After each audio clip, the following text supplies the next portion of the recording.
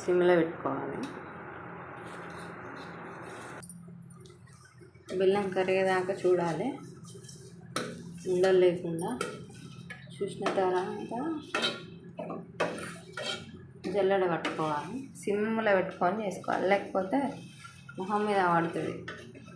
చిటపట చిటపట అనుకుంటా బంద్ చేసే ముందు కొంచెం అట్లా ఫుల్ పెట్టేసి బంద్ చేయాలి.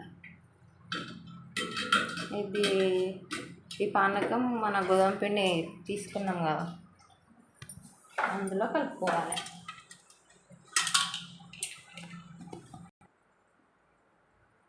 ప్లాస్టిక్ చాయ్ జార్లో తీసుకోవద్దా, ఇట్లా ఇనుపది ఉంటే బెస్ట్. ఇది వడగొట్టుకుంటాను ముందులో. బెల్లం లేదన్నా చెత్త ఉన్నా ఏదన్నా కానీ అట్లా వచ్చేస్తుంది అన్నట్టు. ఇప్పుడు ఈ లిక్విడ్ని ఇందులో కలుపుకోవాలి మంచిగా. అంటే చపాతీ క్వాంటిటీ ఎట్లా వస్తుంది అట్లా అట్లా తీసుకొని రావాలి.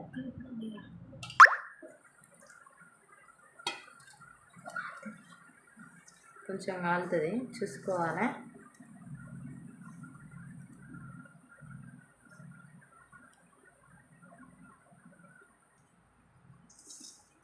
మంచిగా కలుపుకోవాలి, ఇట్లా ముద్దకు వచ్చేలాగా.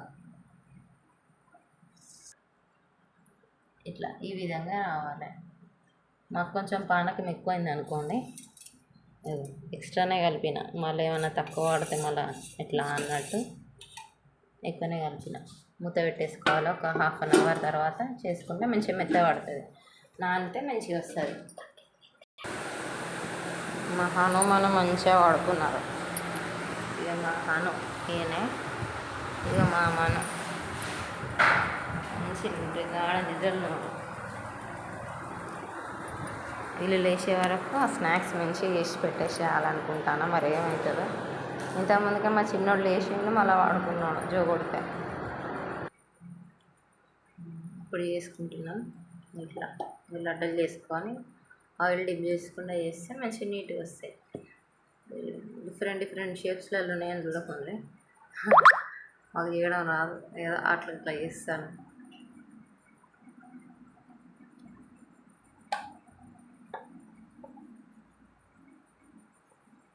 రొట్టె కర్రీ నిన్న మా ఇంటికి కోతులు వస్తే కొట్టడానికి ఇసిరెత్తే కథ పలిగిపోయింది మొత్తం సగానికి.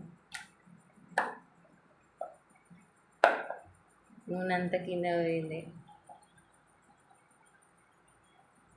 2 పావులు ఉన్నాయి.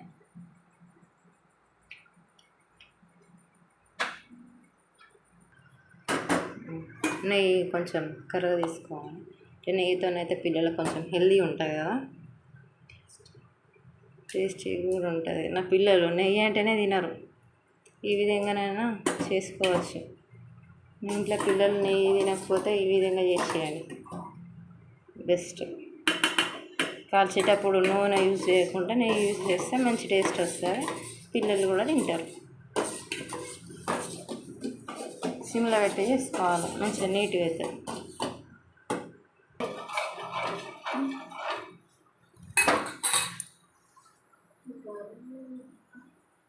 నెయ్యి వేసుకోవాలి. ఫస్ట్ నెయ్యి వేసుకొని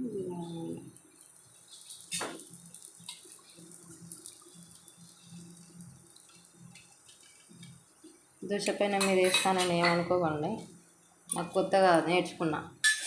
మా పిన్ని దోశ పైన మీద వేయచ్చు, అన్నీ వేసుకోవచ్చు. ఓన్లీ దోశ కాకుండా చపాతీ, ఆమ్లెట్, దోశ ఇట్లా ఏదైనా చేసుకోవచ్చు అన్నది. సో అట్లా చేసిన. నా దగ్గర చపాతీ పెనం లేదు, దోశ పెనం అన్నది.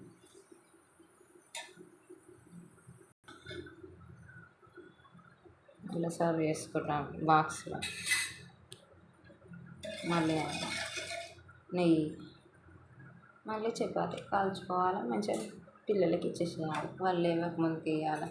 నా చిన్నోడు ఇద్దామంటారు, వేస్తాను. అట్లా లేచేలాగా లేదు.